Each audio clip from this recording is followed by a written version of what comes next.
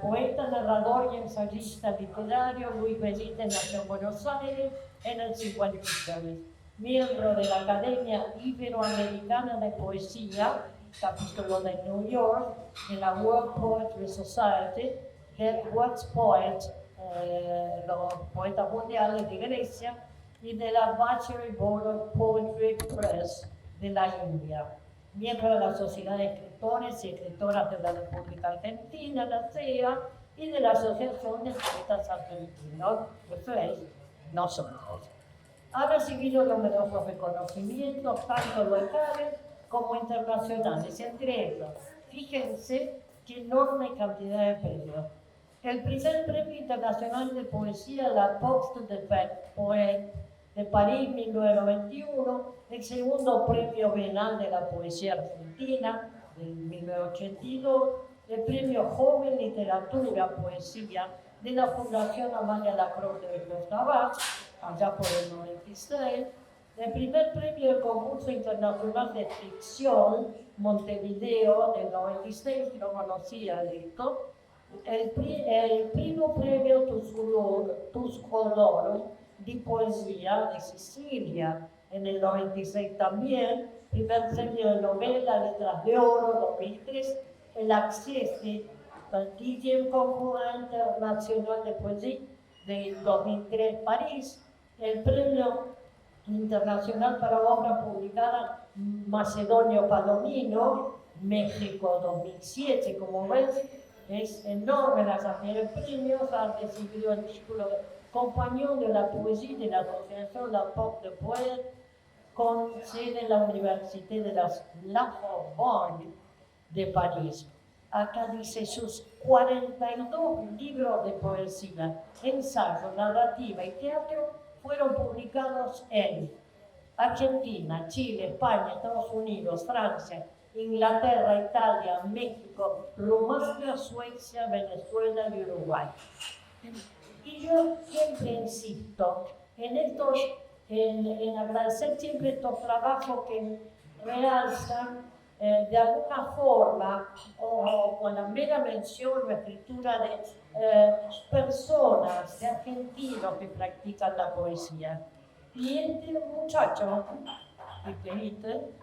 que en algún momento escribió una historia de la poesía argentina, y yo le agradezco en lo personal la inclusión allí, porque es muy noble y es no solamente interesante, históricamente cierto, no hace la separación de buenos poetas, regulares poetas, no buenos poetas, pero no importa, se agradece. Y esa es colosal. Esta historia de la poesía argentina fue traducido a varios idiomas, entre ellos, ríanse porque para verlos, es en el rumano. Fíjense que esta historia de la poesía argentina suena así en rumano. Scuta historie a poesiei argentiniero. Curiosissimo, sai che questa grandezza è molto tiempo.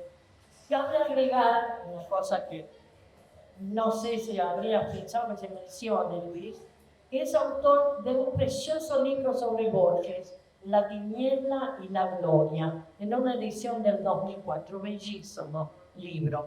Además, sobre él han escrito una persona, Carlos Enrique, en el 1991, un libro que descubrí en la biblioteca de Alcoa. ¿Qué dice Carlos Enrique?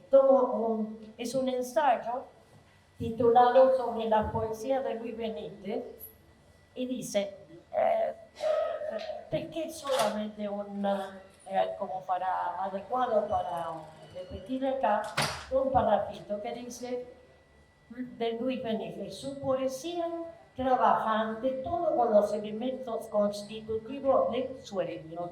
Ellos se tornan más importantes que el sueño mismo, y aún mucho más importantes que la relación del sueño con la muerte. Este librito, una joyita del 90 y algo, ¿no? 91. Tiene que volver a la biblioteca de Alcoa. Seguidamente también algo que no te imaginarás, pero yo lo recibí en homenaje a Luis Benítez y con respeto y respecto a su obra, la poesía es como el aroma. Es poética y Benítez, ensayo de un señor Camilo Fernández Hoffman, peruano él, fíjense, un poeta argentino celebrado por un gran poeta y escritor peruano. Es todo un honor en realidad. La poesía como el aroma, la poética de Luis Benítez. Y yo me permito hacer un pequeño parrafito que creo que resume la personalidad de Luis. Luis Benítez es un poeta del pluriuniverso. Su tiempo es un almanaque desde el Jurásico hasta el Antropoceno en que estamos entrando, con su larga mirada de sueño y realidad, como su poesía. Y ahora le dejo la palabra de un señor que ha escrito La vida entera, publicado por Muñoz, la editorial Pro Latino. Así que, micrófono.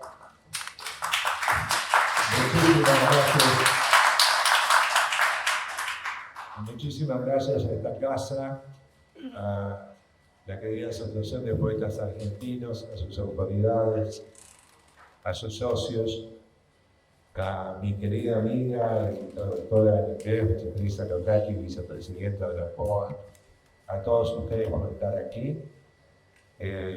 La buena novedad es que una editorial de Nueva York, Pro Latina Press, ha tenido la generosa idea de inaugurar una colección de poesía llamada Gala de Poesía, con una antología de mi obra poética que resume 11 poemarios que son los que llevo un poquito hasta la fecha en América y en Europa, que es el libro aquí presente.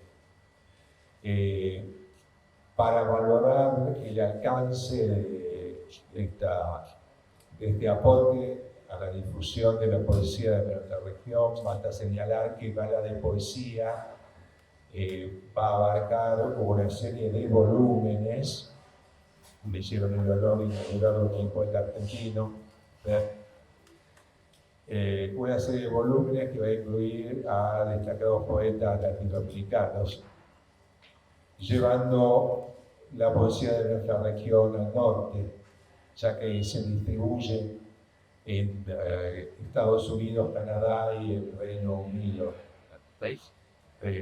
La gestora de esta extraordinaria idea que tanto apoya a la poesía de nuestra región, de nuestro continente, es la profesora, poeta, traductora y editora, la titular de Pro Latina Press de Nueva York, María Amelia Martin, para la cual pido a todos ustedes un gran aplauso en este momento.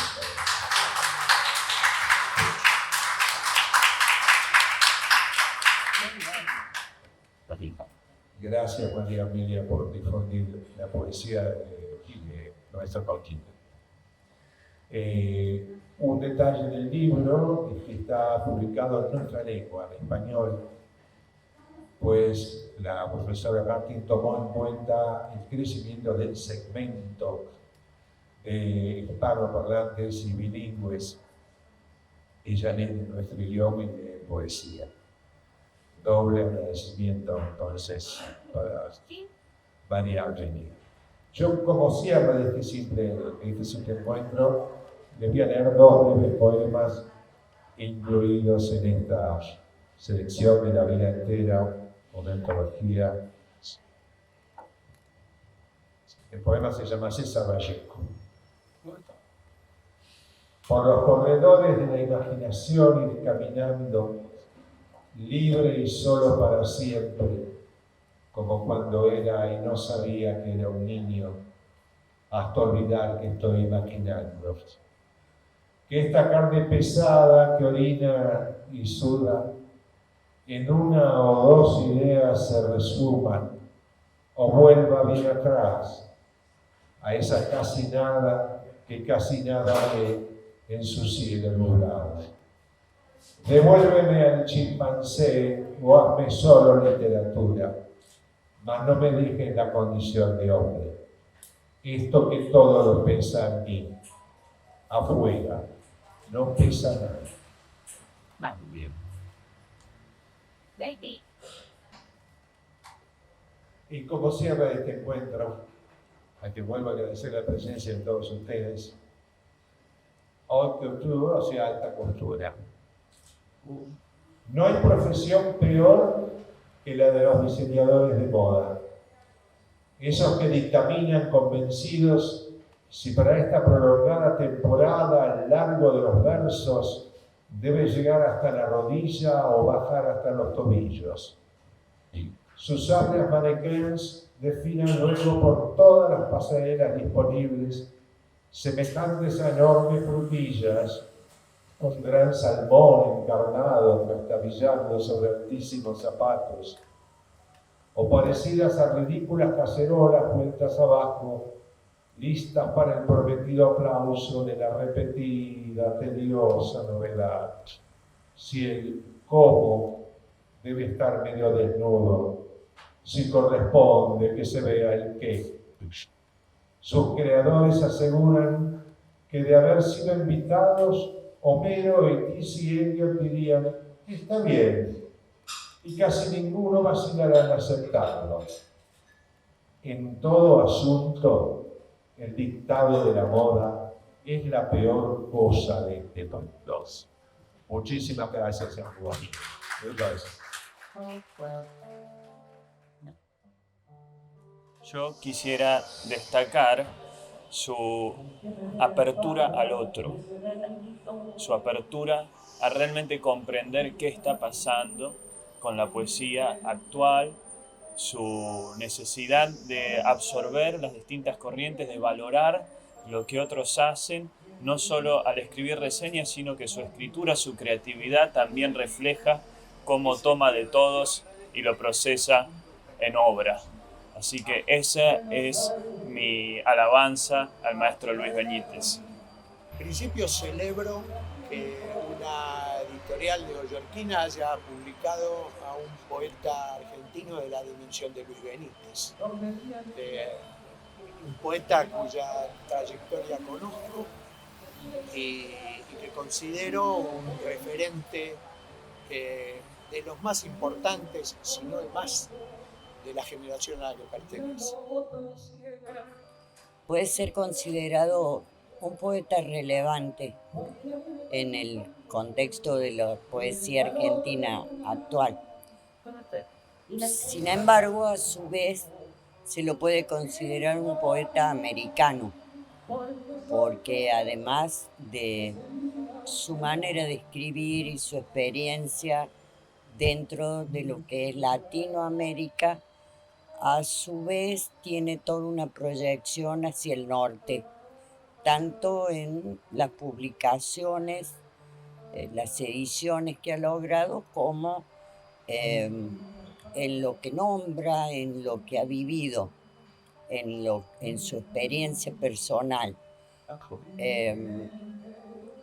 Por otra parte, tiene algo muy apreciado entre la comunidad de los poetas en general, que es justamente un sentido comunitario, tanto por buscar la compañía como por apoyar a otros poetas, hasta por pertenecer a asociaciones que reúnen a los poetas, y esas son muchas virtudes realmente en alguien que escribe poesía.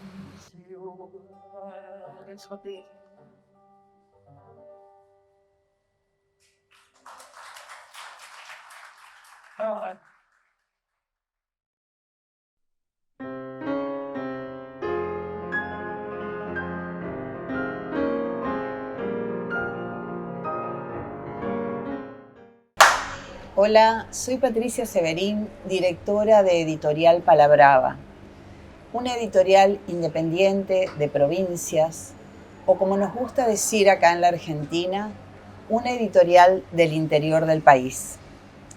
Palabrava ha tenido el honor de conocer a Luis Benítez gracias a Viviana Rosenwitz, y así es como publicamos uno de sus libros de cuentos y también este libro de poesía, Nadie sabe dónde estuvimos. Nadie sabe dónde estuvimos pertenece a la colección Rosa de los Vientos y la bella fotografía de tapa es de Sebastián Pachú. Luis Benítez, gran narrador y gran poeta argentino. En Nadie sabe dónde estuvimos nos lleva de la mano hacia un corazón inquieto y turbio, que observa con pena el devenir del mundo y ante eso no puede ocultar su profundo dolor. Luis Benítez tiene un gran talento, el talento para expresar lo más recóndito del alma humana. Y su poesía abunda en preguntas y tiene pocas respuestas. Y quisiera expresar algo extraliterario que caracteriza a este poeta: su caballerosidad, su bonomía, su generosidad. Atributos escasos en el mundo de las letras, atributos que lo enaltecen como ser humano en un mundo plagado de individualismo. Luis Benítez merece todos los reconocimientos por su extensa y valiosa obra literaria. Muchas gracias.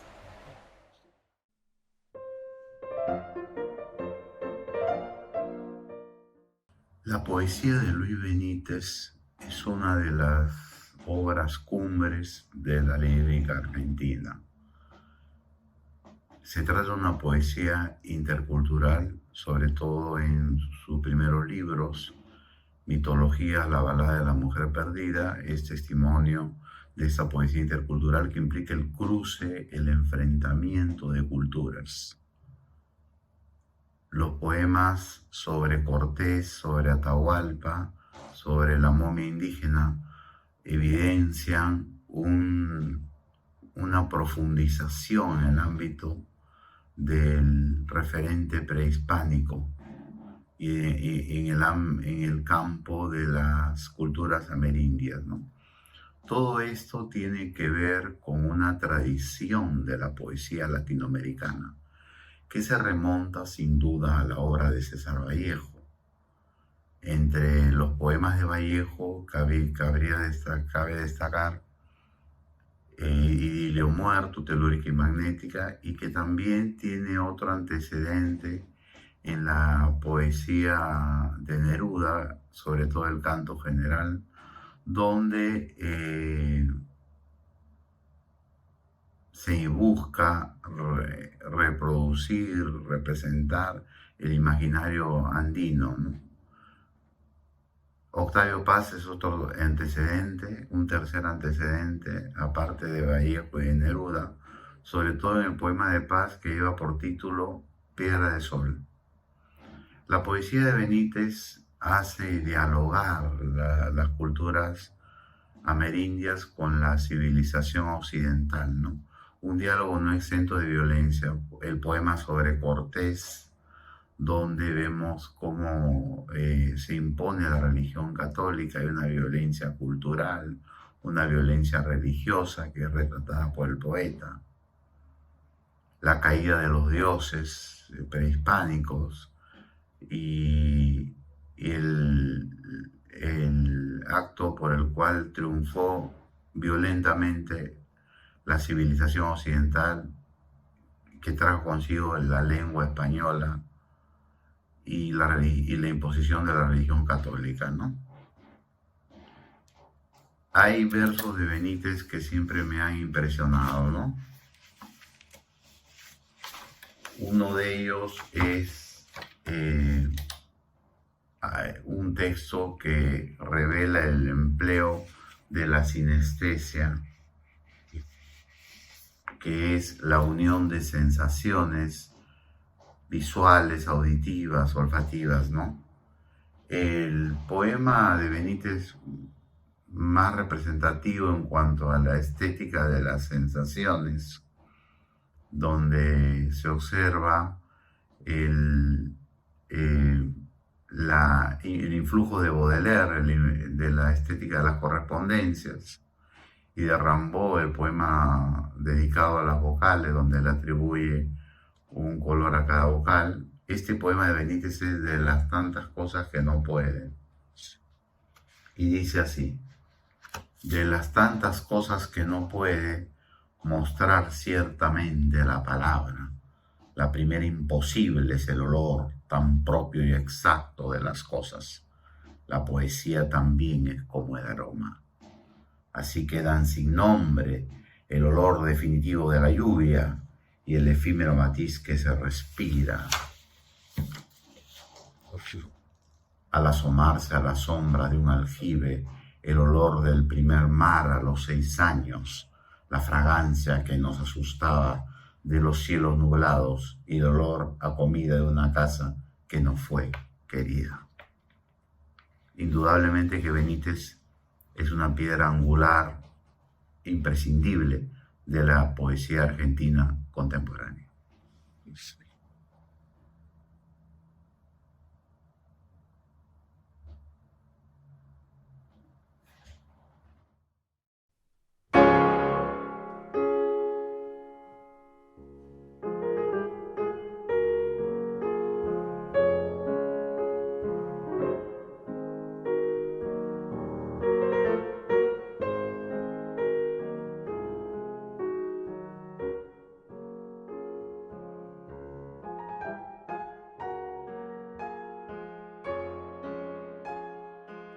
Fragmento del prólogo a la novelística de Luis Benítez del profesor Dr. Asen Kokalov, Purdue University, North Central, Indiana, Estados Unidos.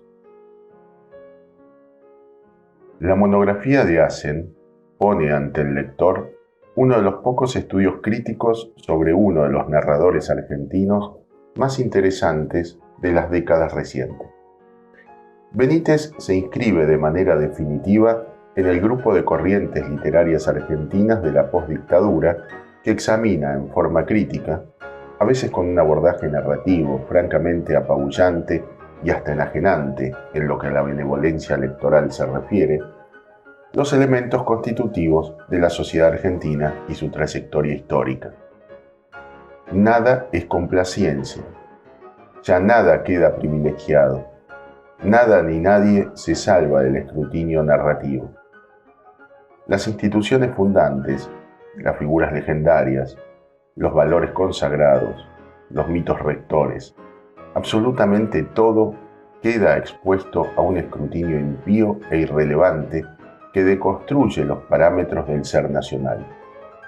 Se oscila entre un realismo sucio en el que la materialidad palpable de la vida nacional se caracteriza en los términos más crudos y los vuelos alegóricos que dan paso a figuraciones estrafalarias de cadenas de sinécdoques y metonimias, que llevan esa realidad a consecuencias casi inimaginables, pero, al mismo tiempo, verosímiles para el lector capaz de entender la dinámica narrativa que está en juego. Profesor Dr. David William Foster, Arizona State University. Buenas tardes a todos y a todas. Yo soy Juan Sebastián Rodríguez Massa, soy profesor de lengua y literatura, soy oriundo de la provincia de Mendoza y primero que nada quiero agradecer la invitación a participar de este proyecto que me parece fabuloso. Mi participación en esto tiene que ver porque además de que Luis era un gran y querido amigo, este año yo escribí un ensayo acerca de su obra. El ensayo es este. Luis Benítez, Historia Nacional. ¿Por qué Historia Nacional y por qué no otro nombre de pronto como la pluma poética de Luis o no sé, otra cosa? Porque leyendo su obra, desde mi perspectiva docente, por supuesto, encontré que la poesía también esconde detrás de sí una historia viva, nuestra historia. Cuando comencé a leer la obra de Luis, los cuatro primeros libros publicados, que fueron en el año 80, en el año 83, en el año 85 y en el año 89, empecé a notar que detrás de la belleza que esconde, que surge de la poética de Luis, detrás de eso aparece una historia que se está contando, y esa historia tiene que ver con nuestra historia. Eso fue lo primero que pensé sobre la obra de Luis. Dije, bien, Luis entonces es parte de nuestra historia, no de nuestra historia literaria, que también lo es, sino parte de nuestra historia política, de nuestra historia social. Entonces, ¿qué pasó? Cuando leí, por ejemplo, Poemas de la Tierra, que es el primer libro que Luis edita, empecé a notar que existían recursos dentro de su poética que estaban muy emparentados a aquellos recursos que ocupaban los autores del rock nacional, de aquel rock nacional de los 70, del rock inmerso en la dictadura militar. Entonces empecé a notar que Luis, detrás de esas poesías tan maravillosas, tan hermosas, estaba dando otro mensaje, había otra lectura que hacer que tenía que ver con lo que va contando acerca de la historia del país en términos de, en el caso del libro del que hago referencia, estamos hablando de la dictadura, o sea, es un libro que ha crecido, digamos, en los años 70 y bueno, encuentra su punto más perfecto cuando lo publica en el año 80.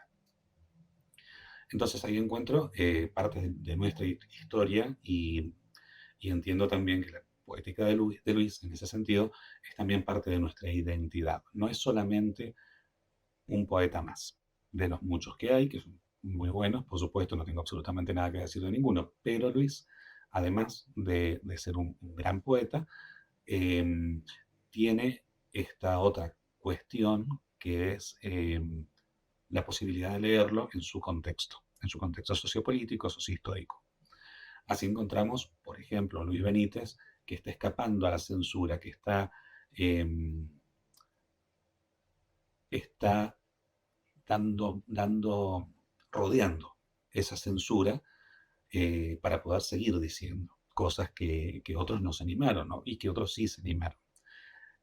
Quizás en términos poéticos, digamos, ha sido un poco más difícil que para los músicos de rock. Para los músicos del rock, no digo que haya sido fácil, pero sí creo que ha tenido otros condimentos que, a pesar de estar emparentados con la lírica, con la poética, han tenido la música en sí misma, da otro marco a lo que sea que uno quiera decir, y es un poco más difícil de encontrar el punto de censura, en el caso de los militares, ¿no es cierto? Luego de eso, pasamos a 1983, digo porque son fechas muy clave. 1980 es el momento del declive de la dictadura militar, es cuando la dictadura militar comienza a decaer, ¿sí? Empieza a mostrar su debilidad y bueno, 3 años más tarde terminará en las elecciones presidenciales que coronan a Raúl Ricardo Alfonsín como presidente de los argentinos.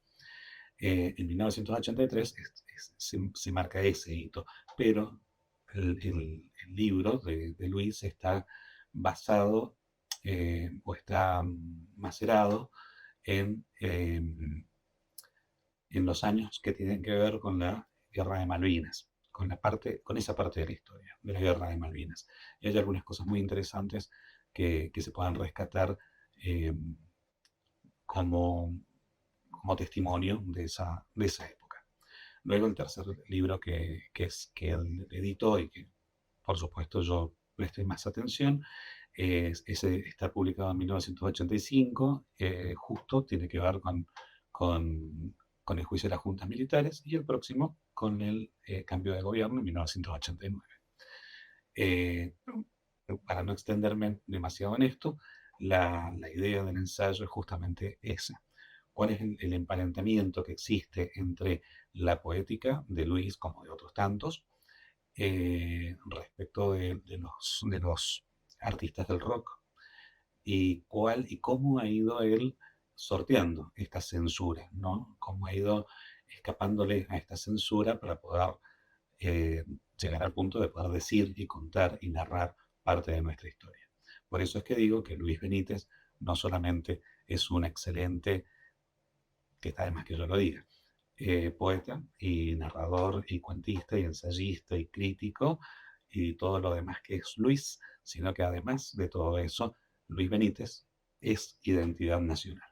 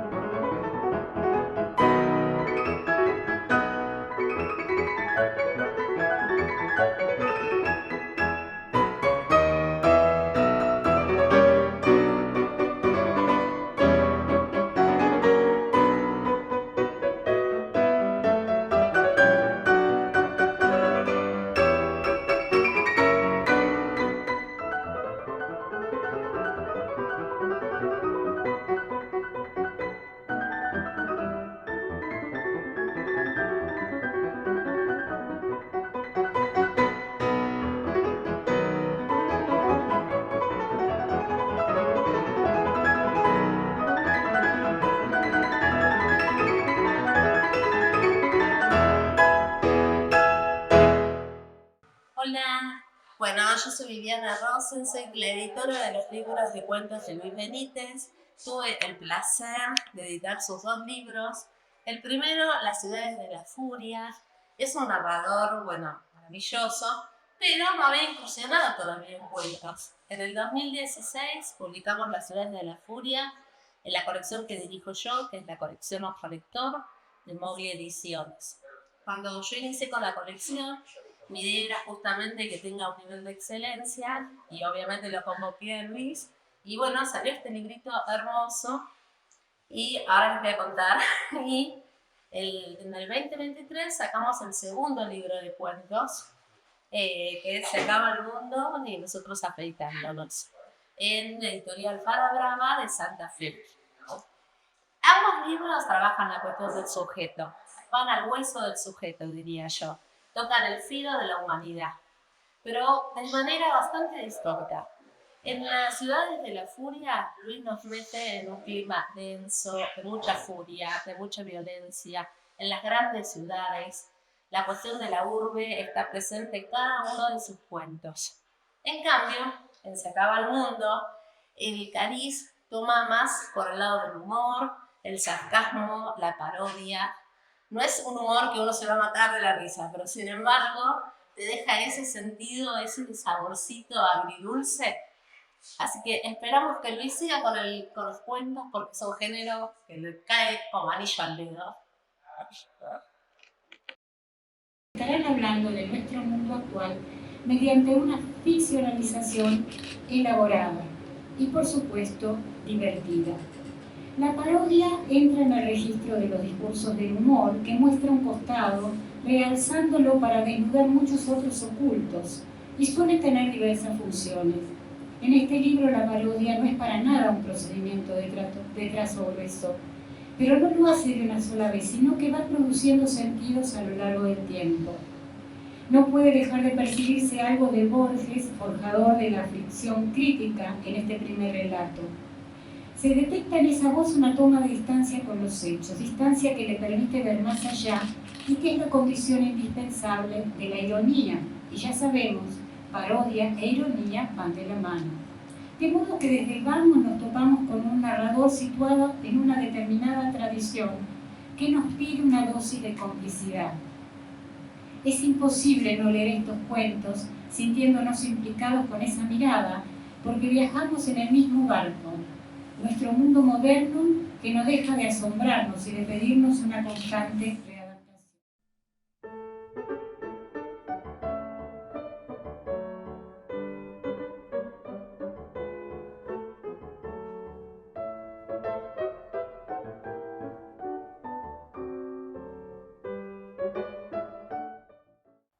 Hola, soy Alejandro Bovino Maciel.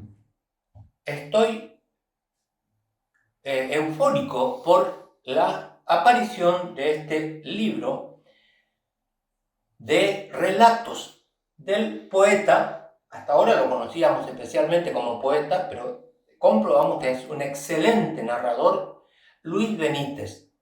Luis Benítez venía escribiendo luminosos poemarios.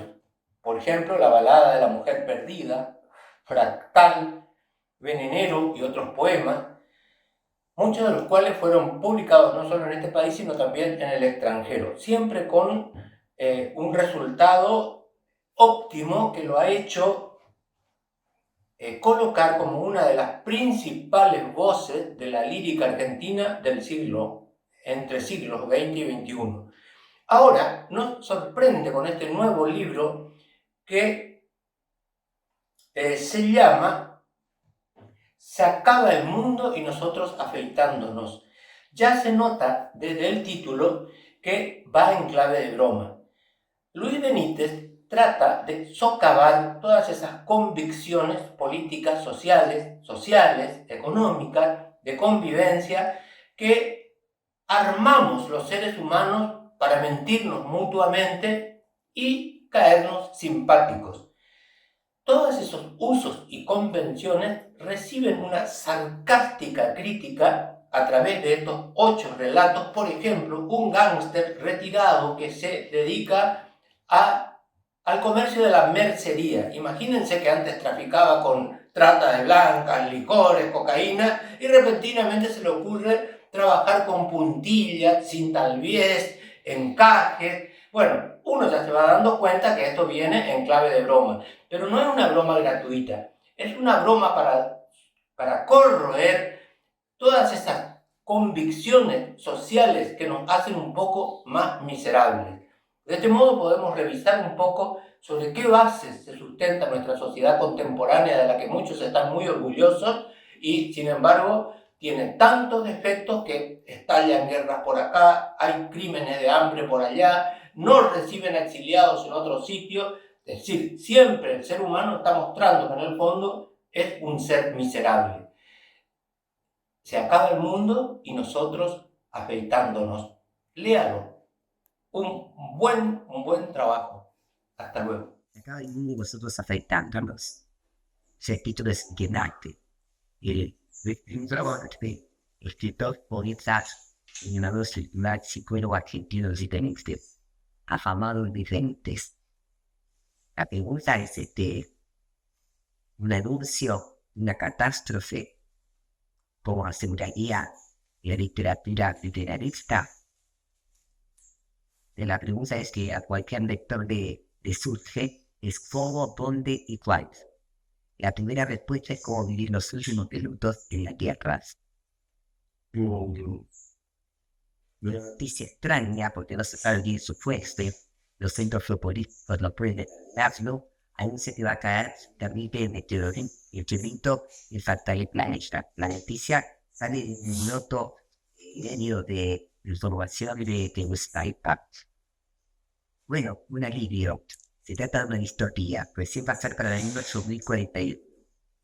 Salvo que suceda otra cosa. Y la verdad que sucede. Lo que sucedió después de este cuento. Este cuento seguido de 7 otros cuentos, 7 otros cuentos, en un total de 8 cuentos, forman el conjunto entero Se acaba el mundo, afectándonos, todos ellos con idéntica maestría. Cada uno de estos cuentos tiene su trama. Cada uno de esos cuentos muestra su crisis psicológica, su crisis tirada con situaciones desopilantes. Pero quienes sostienen estas situaciones son los personajes. Los personajes son los que dicen las acciones, son los que las hacen y las llevan adelante. Y que estos personajes que aparentemente podrían ser cómicos, ya no son cómicos porque están sostenidos por la mirada irónica del narrador. Esta mirada irónica del narrador lo salva de esa aparente comicidad y lo pone en otro plano. Es uno de los medidas centrales de composición de esta obra. Por otro lado, todos los escenarios que se van sucediendo en los 8 cuentos, que puede ser 2 situaciones de premios, 2 cuentos y donde se explican los premios que se pueden hacer en la academia, una falsa galería de artes, una Primark, la ley seca, otros son cuestiones que pide al lector que los lea, porque no se trata de avanzar sobre los contenidos, pero sí que toda la estructura de estos cuentos se sostiene en un cotidiano muy barrio dado, lo que se podría encontrar en una vetusta casa, en locales clandestinos, en situaciones que es un cotidiano efectivo. El narrador es Luis Benítez, la figura del narrador que ha construido Luis Benítez, tiene además un profundo humor que lo une al lenguaje. Como sabemos, el humor es cosa seria, y su humor es el que le da a los personajes una ternura, una comprensión no desprovista de sí.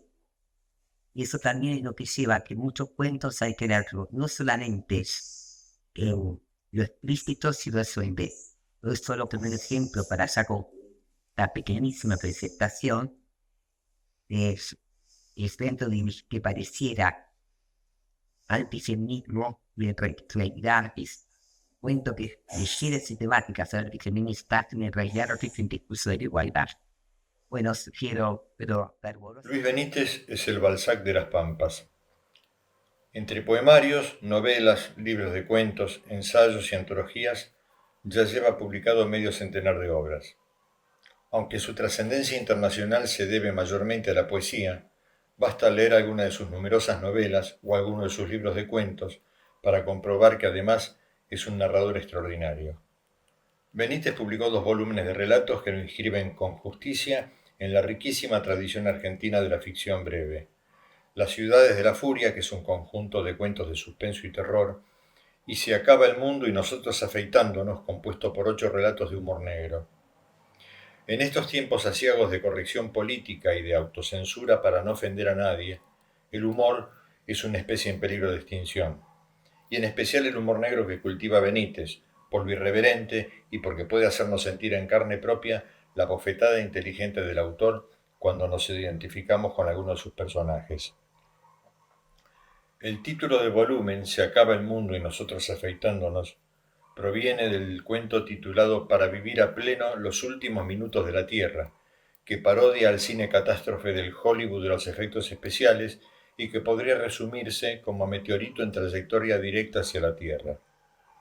Este meteorito, además, podría simbolizar la corrección política, capaz de causar un verdadero desastre a nivel global. Pero a Benítez el inminente apocalipsis le sirve de excusa para exponer las miserias humanas sin distinción de raza, credo ni ideología. Como dijo Oscar Wilde, este mundo es un teatro, pero tiene un elenco deplorable. Entre zombies, obras de arte falsificadas, certámenes literarios deshonestos, desastres naturales y como frutilla de la torta una curiosa forma de feminismo, los 8 cuentos que componen el volumen celebran el delirio y el absurdo, parodian géneros y revelan la interna de lo que muchas veces se disfraza, sin serlo, de políticamente correcto.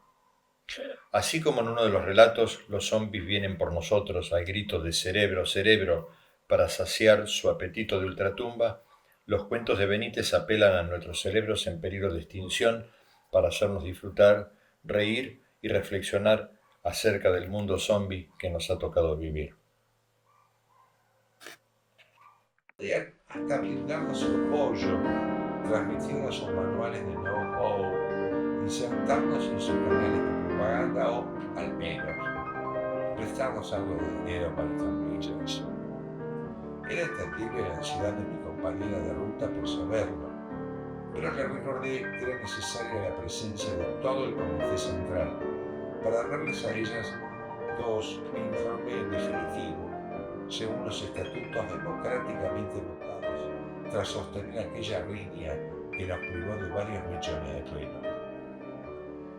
Mientras de su mochila de provisiones iba extrayendo ella las simples cosas que nos mantenían con vida bajo la estricta clandestinidad que nos habíamos impuesto, al menos hasta que lográsemos el encendido en favor de las masas, no pude menos que rememorar aquellos tiempos primeros, cuando se consolidó nuestra conciencia política al calor de la lucha contra la represión de nuestras vidas.